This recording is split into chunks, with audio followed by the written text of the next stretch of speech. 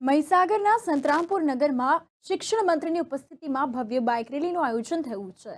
રાજ્યમાં લોકસભા ચૂંટણીનું મતદાન 7મી મેના રોજ યોજાનાર છે, ત્યારે રાજકીય પાર્ટીઓ દ્વારા છેલ્લા કેટલાક દિવસોથી જોરશોરથી પોતાનો પ્રચાર પાર્ટી માટેનો પૂરજોશમાં ચાલી રહ્યો છે।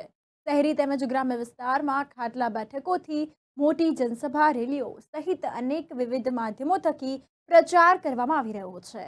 ત્યારે હાલ અંતિમ ચરણમાં જોરશોરથી પ્રચાર પ્રસાર થઈ રહ્યો છે। રાજકીય પાર્ટીઓ પ્રચારમાં એડી ચોટીનું જોર લગાવી રહી છે।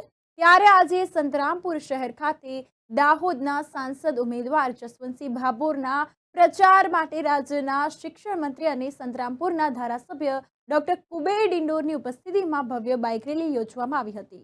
જિલ્લાની 3 વિધાનસભા પૈકી સંતરામપુર વિધાનસભા દાહોદ લોકસભા બેઠકમાં સમાવિષ્ટ છે।